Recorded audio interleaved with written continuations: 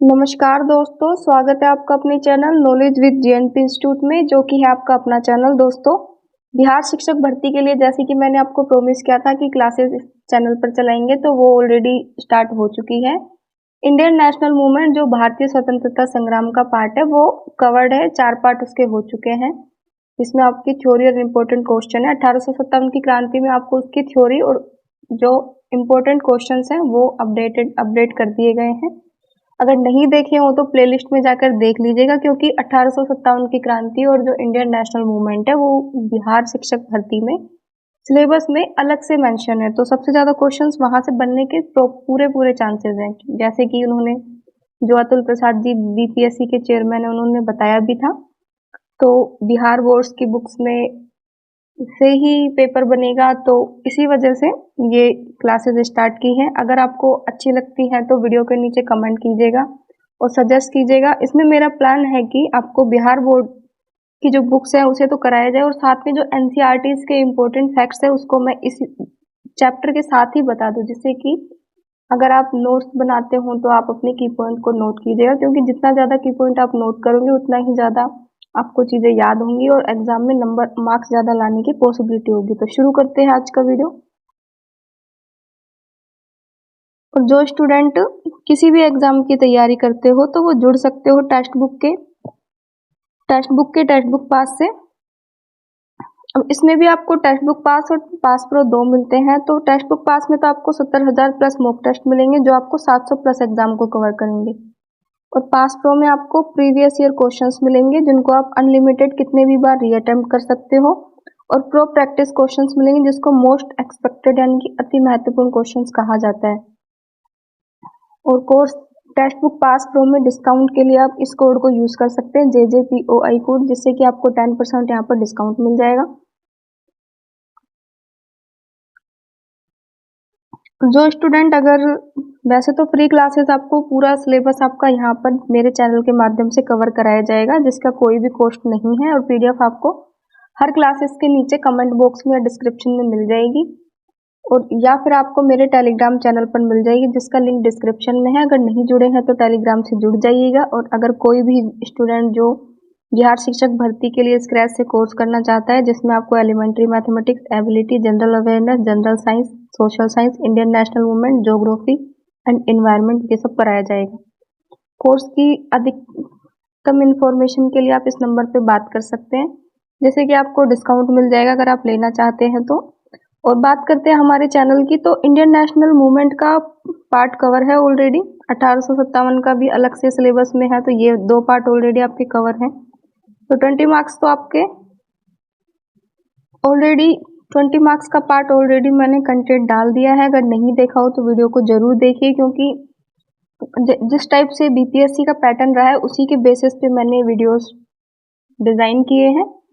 तो शुरू करते हैं वीडियो। और जब तक आपका एग्जाम नहीं हो जाता, जब तक आपके साथ जुड़ी रहूंगी, तो ज़्यादा टाइम ना खराब करते हुए स्टार्ट करते हैं चैप्टर से। अगर आपको वीडियो अच्छा लगता हो तो वीडियो को जरूर लाइक कीजिए एंड चैनल को शेयर कीजिए, सब्सक्राइब कीजिए, जिससे कि जो स्टूडेंट पेड कोर्स लेने में समर्थ नहीं है तो वो उनको फ्री एजुकेशन मिल जाए। और इसका पीडीएफ आपको डिस्क्रिप्शन में मिल जाएगा या कमेंट बॉक्स में, तो वहां से डाउनलोड कर लीजिएगा। अब आती है हमारा अतीत। थोड़ा सा कलर चेंज कर लेते हैं इसका। अब हमारा अतीत यानी कि हिस्ट्री अगर हम हमारे पास्ट के बारे में यानी कि भूतकाल के बारे में जानेंगे, तो ही हम हमारा प्रेजेंट समझ पाएंगे, वर्तमान को समझ पाएंगे और भविष्य को प्लान कर पाएंगे कि हमें आगे भविष्य में क्या क्या नीतियां बनानी चाहिए। तो उसी के बारे में है। इतिहास हमें अतीत की जानकारी देता है। अतीत की को जानने के लिए जरूरी है कि अतीत को जानकर हम वर्तमान को समझ सकते हैं और भविष्य के निर्माण के लिए सोच सकते हैं। इतिहास मानव समाज की सामूहिक स्मृति है। यदि कोई समाज अपने इतिहास को नहीं जानता है तो उसकी हालत जैसी होगी जैसे किसी व्यक्ति की जिसकी याददाश्त गुम हो चुकी है। यानी कि जब हम हमारे इतिहास को नहीं जानेंगे तो हमें पता ही नहीं होगा हमारा कल्चर कैसा था, सोसाइटी कैसे रहती थी। और अब इतिहास को देने वाले, शब्द को देने वाले कौन थे, इतिहास में क्या क्या था, उसके मैं थोड़े से आपको फैक्ट बता देती हूँ। इतिहास के बारे में जो सबसे पहले थे बताने वाले वो थे हेरोडोट्स। नोट्स बना लीजिएगा आप लोग, या फिर मैं आपको पीडीएफ शेयर कर दूंगी एज इट इज, वहां से नोट कर लीजिएगा। तो इतिहास के जो पिता कहे जाते हैं, फादर ऑफ हिस्ट्री, उसे हेरोडोटस को कहा जाता है।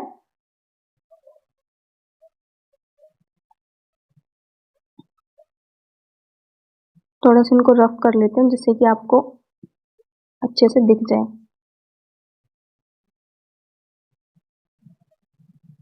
आप जानते हैं कि मनुष्य सामाजिक प्राणी है, यानी कि मनुष्य सामाजिक प्राणी है। हम सभी समाज में रहते हैं। यह समाज हमारे माता पिता, परिवार, गांव, शहर, देश और पूरे विश्व से मिलकर बनता है। आपने पढ़ा होगा आज की दुनिया एक ग्लोबल गांव है, यानी कि ग्लोबल गांव, वैश्विक गांव। तो आजकल बहुत ज्यादा हो गया ना ग्लोबलाइजेशन, यानी कि वैश्वीकरण बहुत ज्यादा है कि पूरे विश्व से हम कनेक्ट हैं। तो ये पहले भी था, पहले वो सिर्फ गांवों तक सीमित था, पर अभी क्या हो गया कि ग्लोबलाइजेशन यानी कि पूरे विश्व से हम कनेक्टेड हो गए हैं। और अभी जिस टाइप से मोदी जी ने पॉलिसीज चलाई हुई है, तो वैश्वीकरण ज्यादा हो गया। अब ग्लोबलाइजेशन वर्ड को लाने वाले कौन थे? ग्लोबलाइजेशन को वर्ड को सबसे पहले 1991 में मनमोहन सिंह जो हमारे पीएम थे वो लेके आए थे। उस टाइम वो पीएम नहीं थे, उस टाइम वो वित्त मंत्री थे, लेकिन जो सरकार थी प्रधानमंत्री की वो थी पीवी नरसिम्हा राव की। तो अगर पूछा जाता है कि जो ग्लोबलाइजेशन वैश्वीकरण का जो वर्ड दिया था वो कौन लेके आया था, तो वो पीवी नरसिम्हा राव गवर्नमेंट में मनमोहन सिंह जी लेके आए थे, एलपीजी की फॉर्म में। एलपीजी यानी कि liberalization, globalization, privatization, LPG. I hope आपको इतने पॉइंट क्लियर होंगे। अगर वीडियो अच्छा लगे तो वीडियो को जरूर लाइक कीजिएगा, जिससे कि मुझे अप्रिसिएशन मिले।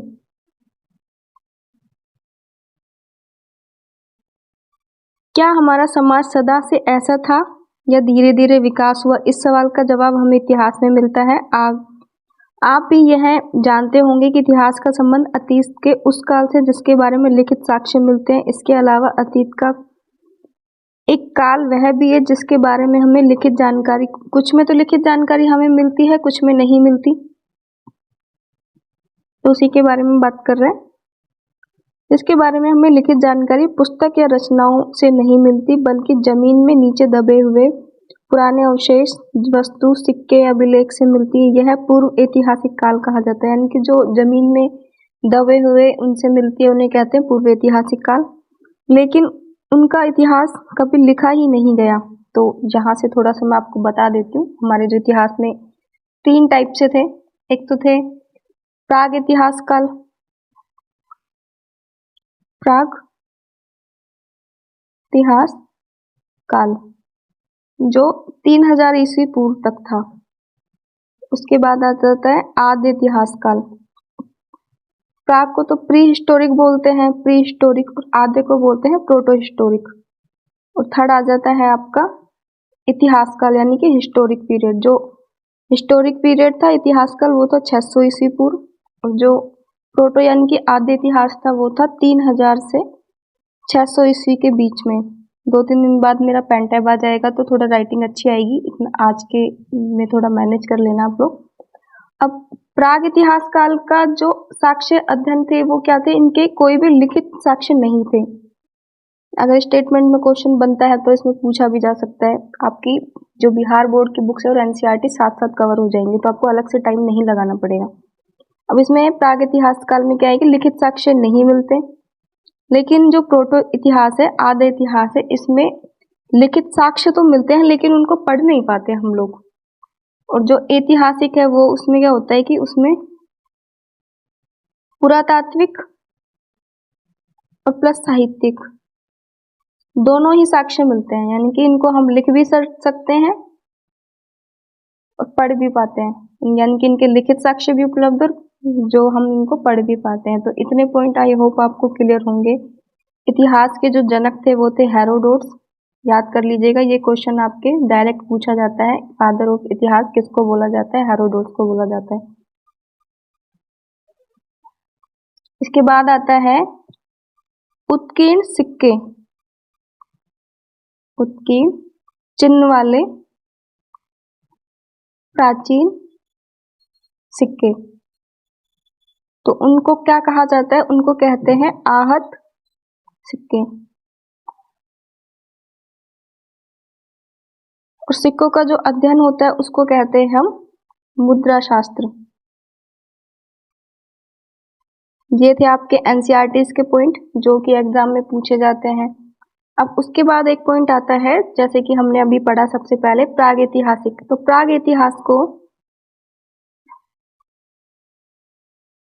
इतिहास, इसको जो खोजने वाले थे, इनके जो खोजकर्ता थे, उनका नाम था डॉक्टर प्राइमरोज को।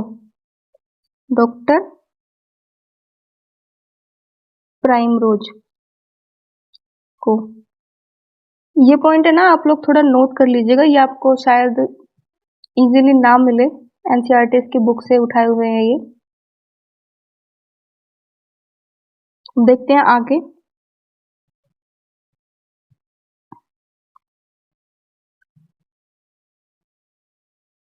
लेकिन उनका इतिहास कभी लिखा नहीं गया। अब जिनका लिखा नहीं गया वो थे प्रागैतिहासिक, जिनका लिखा गया था वो थे हिस्टोरिक पीरियड के ऐतिहासिक। तो आपको यह अंदाजा हुआ होगा कि इतिहास को जानने के साधन स्रोत अनेक है, विभिन्न प्रकार के हैं। इन्हीं तमाम साधनों और स्रोतों के आधार पर इतिहासकार हमें अतीत के बारे में जानकारी देते हैं। मनुष्य की उत्पत्ति कैसी हुई, उस कैसे साथ मिलकर रहना आरंभ किया,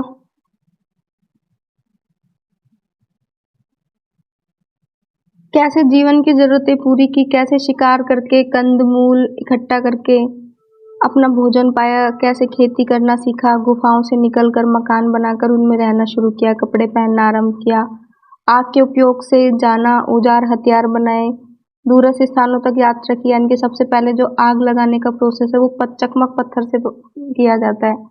ये सब आप लोगों ने भी पढ़ा होगा, आई होप।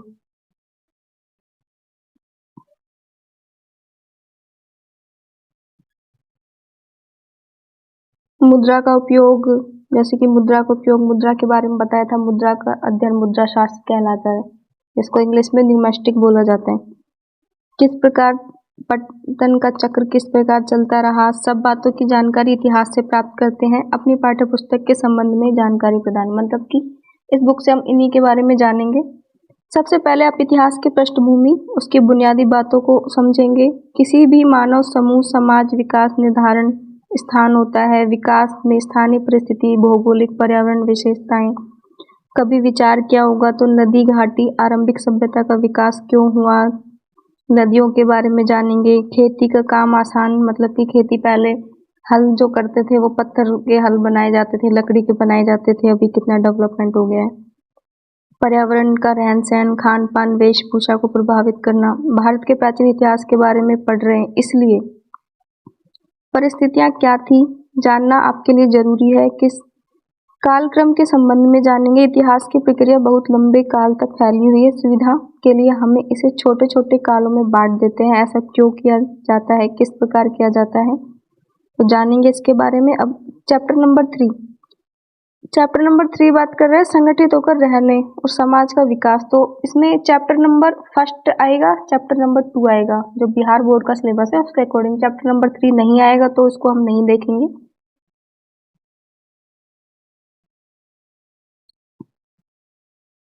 अभी तक नहीं फूटी। जीवन सरल था परंतु कठिन भी था। तो इनकी जो रहन सहन कैसा था वो चैप्टर नंबर 3 में है, तो जो ये एग्जाम में नहीं आएगा तो इसको मत पढ़ना।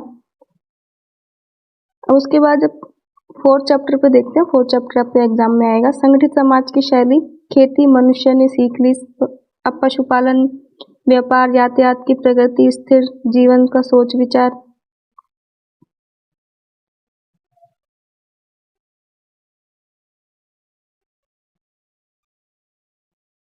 जीवन का अर्थ, महत्व समझने, मृत्यु उपरांत जीवन की कल्पना की क्षमता बढ़ी, कृषक के तरीके। 5वें में आपको हड़प्पा सभ्यता के बारे में जानने को मिलेगा। हड़प्पा जो कैसे विकसित हुई, जैसे कि हड़प्पा में मोहनजोदाड़ो की एक मूवी भी आई थी, पानी में पूरा शहर डूब जाता है, तो इसके बारे में जानेंगे। मनुष्य का समय, जीवन आरंभ, लिपि, वह चरण मनुष्य ने अन्य सभ्य जीवन आरंभ करके लिपि विकसित न होने के कारण इतिहास के लिखित साक्ष्य, पुरातत्व जमीन के नीचे गाड़ी वस्तुओं की खोजन की, जो इंडिया हमारी सिंधु घाटी सभ्यता में क्या क्या हमें मिले थे, किस किस के साक्ष्य, नगरों का विकास, प्रशासन, निर्माण, योजनाबद्ध जीवन के अनेक क्षेत्र मनुष्य ने उत्पन्न किए, शैली को अपनाया, लोगों को लिपि की भी जानकारी थी, यानी कि जैसे कि सबसे पहले जो लिपि थी वो पढ़ने वाले थे जेम्स प्रेसे, पत्थर पे लिखी हुई थी, इन्होंने पढ़ा था। पूछा जाता है ये क्वेश्चन कि सबसे पहले लिपि को पढ़ने वाले कौन थे, तो वो थे जेम्स प्रेसे। अब आता है 6 लेसन, इसमें वैदिक काल के बारे में जानेंगे। वैदिक युग, भौतिक आध्यात्मिक प्रगति काल, वेदों की रचना कैसे हुई, कौन कौन से वेद रहे, कालांतर में इनको किसने लिखा, हड़प्पा संस्कृति, वैदिक सभ्यता का शब्द का प्रयोग सबसे पहले किसने किया, धार्मिक बौद्धिक रूप से परिपक्व सभ्य अवस्था, विकास का क्रम चलता रहा, पूर्व वैदिक उत्तर वैदिक काल के बारे में जानेंगे, विकसित जटिल कैसे बना। उसके बाद आता है 7th लेसन, जिसमें बौद्धिक जीवन दोनों में प्रगति हुई, यानी कि गौतम बुद्ध और महावीर के बारे में जानकारी, जो चैप्टर 7 है उसके बारे में है। उनका जो महाराजा वगैरह थे, राज्यों का विकास कैसे हुआ, प्रशासनिक राज्य गतिविधियां आरंभ कैसी हुई। दूसरी ओर धर्म और दर्शन के क्षेत्र में बौद्ध धर्म, जैन धर्म की विचारधाराएं, भारत ही नहीं विदेशों में भी जैसे कि बौद्ध धर्म तो ज्यादा ही फैला था, इस संबंध में जानेंगे। आपको शायद यह पता ना हो कि चरण में बिहार का क्षेत्र भारत का सबसे महत्वपूर्ण क्षेत्र रहा है, क्योंकि बिहार से बढ़ चढ़ के क्रांतिकारी ने हिस्सा लिया था और बिहार में जो फसलें वगैरह थी वो ज्यादा होती। विश्व की प्रथम गणराज्य और गलत के पहले साम्राज्य की स्थापना बिहार में, यानी कि जो भारत में मौर्य साम्राज्य की स्थापना वो बिहार से होती है, मगध साम्राज्य। जैन बौद्ध धर्म चैप्टर नंबर 9 में बात कर रहे हैं कि मौर्य साम्राज्य के बारे में जानेंगे। अशोक महान, अशोक की उपलब्धियां, इन सब के बारे में पढ़ेंगे हम। फिर आता है चैप्टर नंबर 10, जिसमें मौर्य साम्राज्य का पतन कैसे हुआ, इन सब के बारे में जानेंगे। भारत में जो राज्य स्थापित हुए उनके बारे में, राज्य की स्थापना, विदेशी मूलजन की जो विदेशी शासक आए थे हमारे इंडिया में उनके बारे में। दक्षिण भारत की सभ्यता चैप्टर नंबर 11 भारत के विस्तार के संबंध में जानकारी के लिए सहायक है।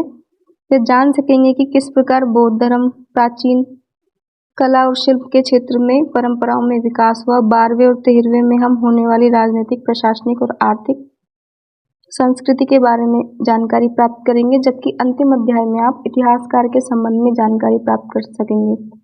तो ये सब आपके जो मतलब कि आने वाले चैप्टर्स में क्या क्या होंगे फर्स्ट लेसन में आपके ये बताया गया है। इसका PDF आपको डिस्क्रिप्शन में मिल जाएगा,